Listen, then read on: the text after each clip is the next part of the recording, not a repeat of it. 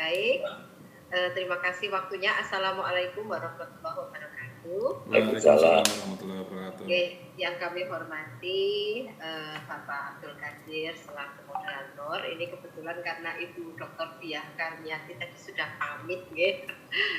Dan juga yang kami hormati Bapak Ibu narasumber pada kuliah pakar siang hari ini, dan yang saya banggakan mahasiswa yang sudah bergabung ini, kebetulan alhamdulillah banyak yang bergabung untuk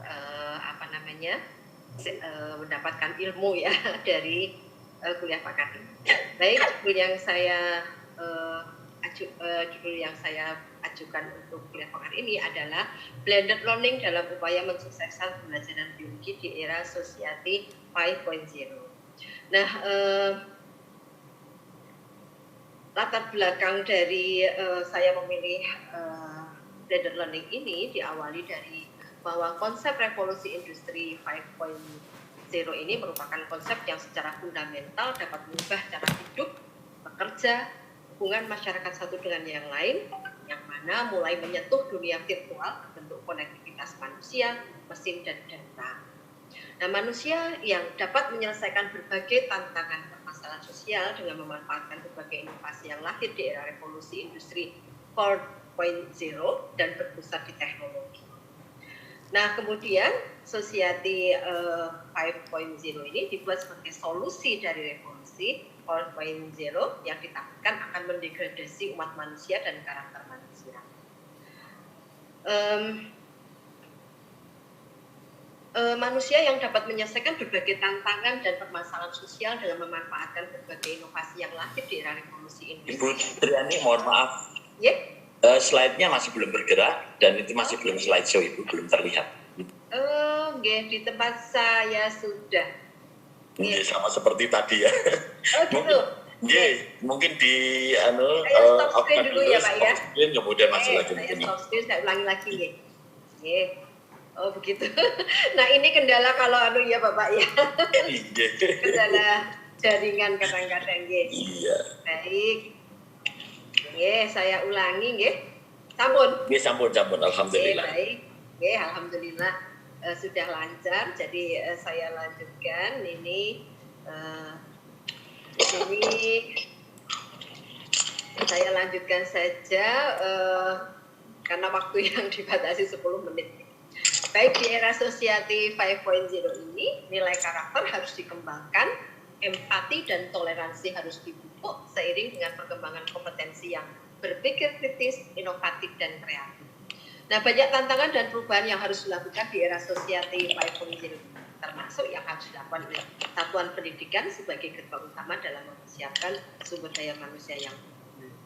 Nah, untuk menghadapi era Society 5.0 ini dibutuhkan adanya perubahan paradigma pendidikan, diantaranya pendidik meminimalkan peran sebagai learning material provider, pendidik menjadi menginspirasi bagi tumbuhnya kreativitas peserta didik, pendidik berperan sebagai fasilitator, tutor, dan penginspirasi.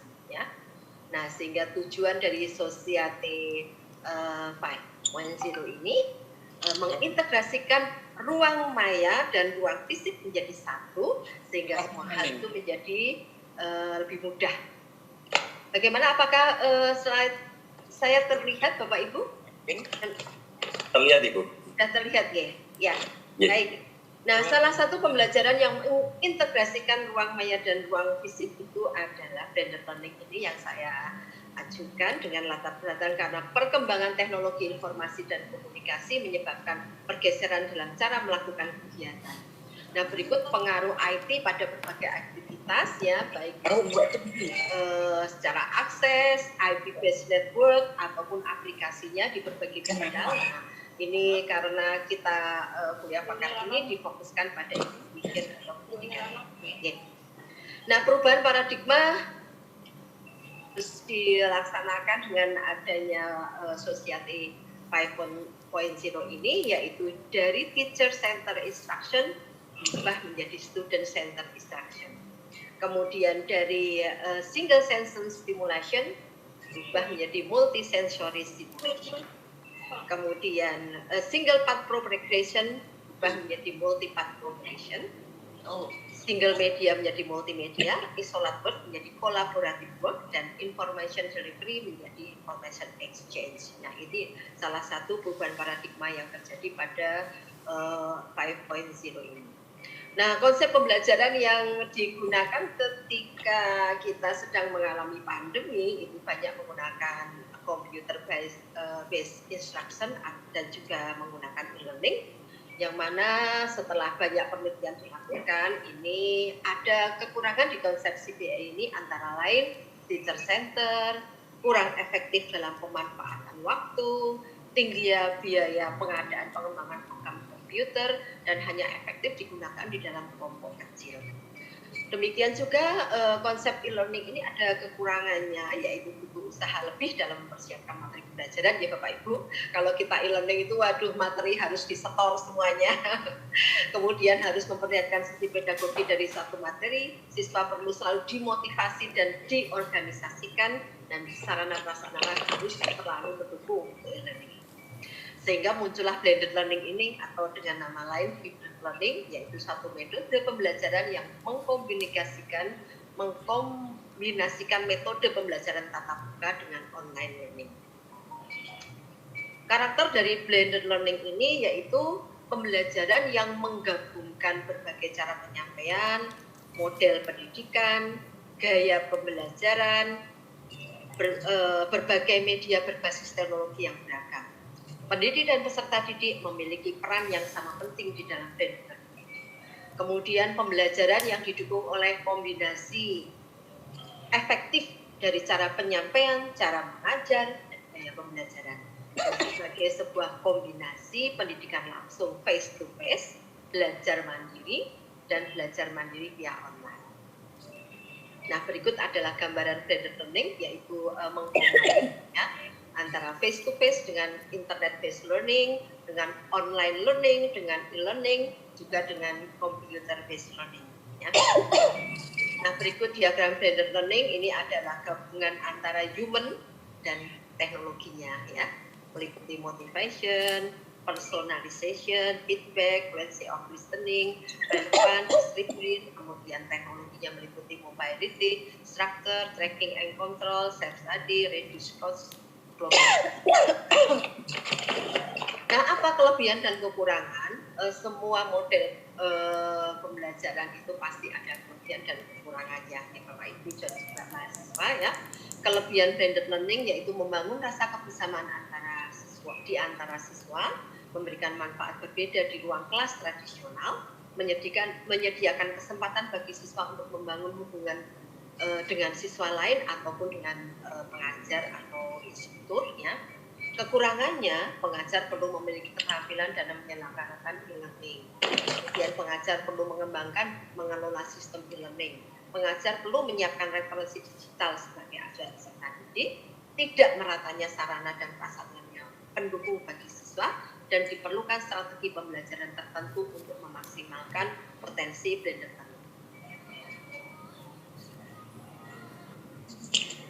Ini agak macet juga.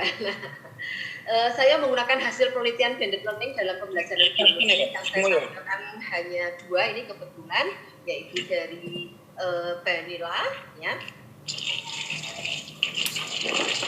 Vanilla dan kawan-kawan 2021.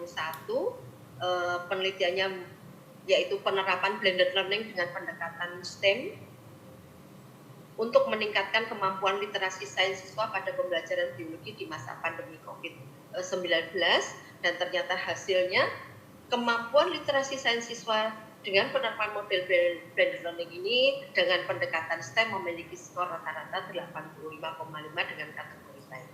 Kemudian penelitian yang kedua ini adalah dari Pitaloka dan Suyanto, ya, yaitu meta-analisis blended learning pada pembelajaran biologi, kimia, fisika, dan matematika di Indonesia. Hasil dari meta-analisis ini menunjukkan bahwa penelitian blended learning banyak dilakukan untuk mengetahui pengaruh atau efektivitas sebanyak 65,71%. Kemudian desain yang paling banyak digunakan yaitu kuasi eksperimen 62,86%. Analisis data yang paling banyak digunakan dengan menggunakan uji T sebanyak 34,21%. Nah, penelitian blended learning efektif terhadap pembelajaran biologi, fisika, dan kimia untuk meningkatkan hasil belajar sebanyak 48,15%. Respon peserta didik sebesar 11,11%, motivasi belajar sebesar 7,41%, kemudian aktivitas peserta didik sebesar 7,41% dan berpikir kritis peserta didik juga sebesar 7,41%. Nah, dari hasil meta-analisis hasil belajar, motivasi belajar, dari kemampuan belajar, termasuk 3 presentasi terbesar dari 35 jurnal penelitian yang telah dikaji. Nah, ini adalah penelitian blended learning, dari saya hanya menggunakan 2 jurnal ya. Nah, ternyata blended learning itu ada berbagai macam ya. Yang pertama itu adalah station rotation blended learning ya, yaitu menggabungkan ketiga stasiun atau spot dalam 1 jam tatap muka dibagi menjadi 3. Misalnya satu tatap muka terdiri dari 90 menit, maka waktu tatap muka tersebut dibagi menjadi 3 waktu untuk masing-masing tahapan dalam spot berbeda, yaitu 30 menit. Ketiga spot tersebut misalnya terdiri atas online instruction atau e-learning, teacher lead instructor, dan collaborative activities and station. Kemudian yang kedua itu adalah lab rotation blended learning ya. Ini mirip dengan station rotation, yaitu memungkinkan mahasiswa mempunyai kesempatan untuk memutar stasiun melalui jadwal yang telah ditetapkan, namun dilakukan menggunakan laboratorium komputer khusus yang memungkinkan dilakukan pengaturan jadwal yang fleksibel dengan dosen. Dengan demikian diperlukan laboratorium komputer. Ya. Ibu Triani, mohon maaf, waktunya 3 menit lagi. Oke, baik, terima kasih Bapak. Yang ketiga adalah remote blended learning atau enrich virtual ya. Ini fokus mahasiswa adalah menyelesaikan pembelajaran online. Mereka melakukan pembelajaran tatap muka dengan dosen hanya sesekali sesuai kebutuhan. Pendekatan ini berbeda dengan model yang keempat, nanti adalah flipped classroom ya. Keseimbangan waktu pengajaran tatap muka online. Dalam model ini pembelajaran remote blended learning, mahasiswa tidak akan belajar secara tatap muka dengan dosen setiap hari, tetapi dalam pengaturan flip. Ya, siswa menyelesaikan tujuan pembelajaran secara individu. Kemudian yang keempat, flex blended learning, ini adalah pembelajaran online merupakan inti atau tulang punggung pembelajaran mahasiswa, namun didukung oleh aktivitas pembelajaran offline. Ya, mahasiswa melanjutkan pembelajaran yang dimulai di dalam kelas nyata dengan jadwal yang fleksibel disesuaikan dengan individu di berbagai modalitas pembelajaran. Sebagian besar mahasiswa masih belajar di kampus kecuali untuk pekerjaan rumah. Dosen memberikan dukungan pembelajaran tatap muka secara fleksibel dan adaptif sesuai kebutuhan melalui kegiatan seperti pembelajaran kelompok kecil, proyek kelompok, dan bimbingan pribadi. Dan yang kelima itu adalah tipe flipped classroom blended learning. Ini yang saya gunakan pembelajaran di pendidikan biologi, yaitu pada mata kuliah genetika saya menggunakan versi ini, di mana sebelumnya itu mahasiswa pembelajarannya dilakukan secara online di luar kelas ya. Kemudian setelah melakukan proses pembelajaran online itu, mahasiswa berlatih memecahkan soal-soal kampus bersama dengan dosen dan juga teman kelas. Dengan demikian dianggap ini masih pembelajaran tradisional di kelas yang menjadi terbaik. Dan yang terakhir itu adalah individual rotation blended learning, yaitu memungkinkan mahasiswa untuk memutar melalui stasiun-stasiun tetapi tidak sesuai jadwal individu yang ditetapkan oleh dosen. Tidak seperti model rotasi lainnya, mahasiswa tidak perlu berputar ke setiap stasiun, mereka hanya berputar ke aktivitas yang dijadwalkan pada daftar putar mereka. Sebenarnya saya mau memutar ini salah satu contohnya. Jadi waktunya tinggal 1 menit sayang. Nyuwun pangapunten begitu, ini bagian daftar pustaka yang saya gunakan. Terima kasih waktunya. Mohon nanti bisa memberikan saran atau masukan. Terima kasih. Saya kembalikan kepada Bapak Moderator. Assalamualaikum warahmatullahi wabarakatuh.